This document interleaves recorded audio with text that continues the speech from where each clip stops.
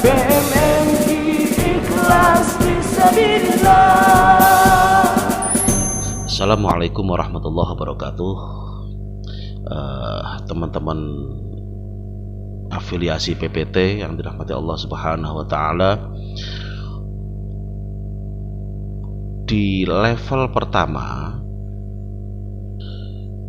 dimensi syariah atau ibadah, di situ di pertemuan pertama ada tema pengenalan toharoh atau bersuci.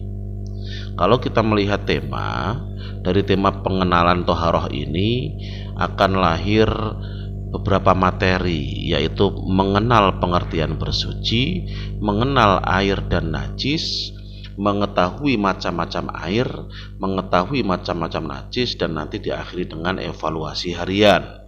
Kalau melihat silabus untuk ini butuh 5 kali pertemuan.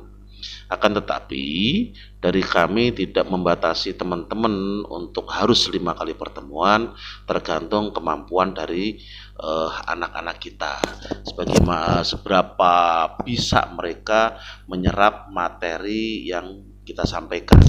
Kalau seandainya mereka bisa cepat menyerapnya, nggak apa-apa, mungkin hanya butuh 2-3 kali pertemuan, alhamdulillah. Atau mungkin bahkan bisa sekali pertemuan, alhamdulillah. Jadi sekali lagi tidak harus 5 kali pertemuan.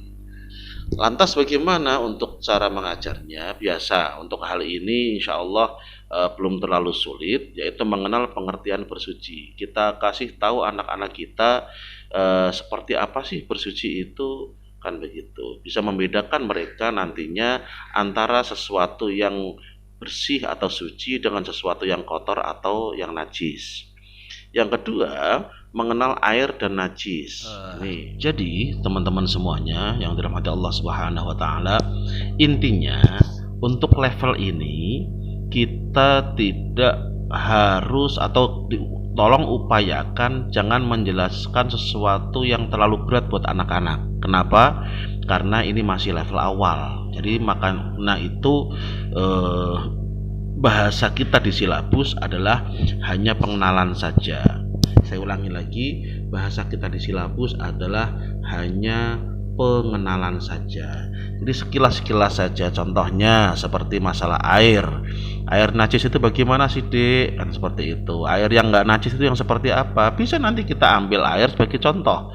Kita ke tempat wudhu atau ke tempat kamar kecil kita yang ada airnya, kita ambil air, lantas kita kasih tunjuk kepada anak-anak, seperti ini nih, kalau airnya seperti ini bersih, biasanya suci, kan begitu. Nanti juga kita kasih tahu, tapi ada lagi air yang suci, yang bersih, tapi nggak boleh buat bersuci. Contohnya nih, kita tunjukkan mereka teh, kita tunjukkan mereka kopi, atau es yang ada rasanya dan yang lain sebagainya. Jadi ingat, kita menjelaskan kepada anak-anak yang mudah-mudah saja sifatnya, yaitu hanya sebatas pengenalan.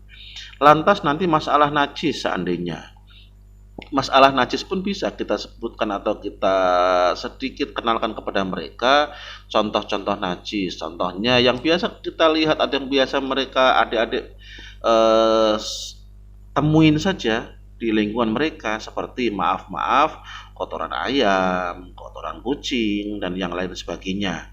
Sebutkan saja bahwa itu adalah salah satu sesuatu yang najis yang memang harus kita sucikan ketika kita mau sholat, kan begitu. Jadi nanti sambil dikenalkan, sambil dikasih tahu adik-adik kita, anak-anak didik kita, apa najis, seperti apa. Contoh lagi darah, seandainya darah itu najis loh, nanah itu najis loh, akan tetapi kalau cuman maaf ingus, ludah, dan yang lain sebagainya itu nggak najis. Nah, itu juga bisa kita masukkan kepada mereka.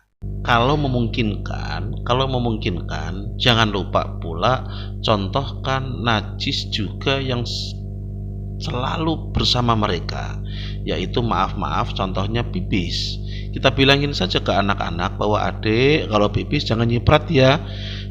Kenapa? Kalau nyiprat itu najis. Nanti kalau adik sholat nggak jadi, nggak boleh, sholatnya harus dibersihkan dahulu, seperti itu. Teman-teman semuanya yang dirahmati Allah Subhanahu wa taala, untuk level ini sekedar pengenalan.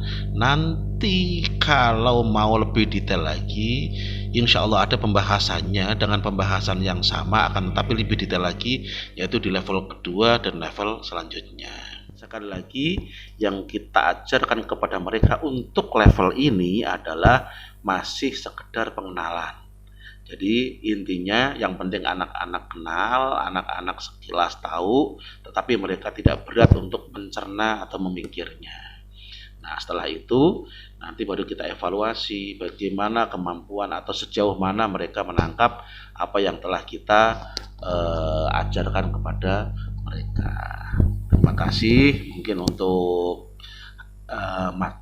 materi ini kalau masih kurang jelas bisa tanya langsung kepada kami atau via nomor WhatsApp kami. Insya Allah kami siap untuk mendampingi para teman-teman pengajar semuanya di PPT PMMI ini. Selamat mengajar, semoga ilmu kita bisa manfaat sehingga apa yang kita lakukan selama ini bernilai ibadah di sisi Allah dan bisa menjadi jariah nantinya. Assalamualaikum warahmatullahi wabarakatuh. Allahu Akbar.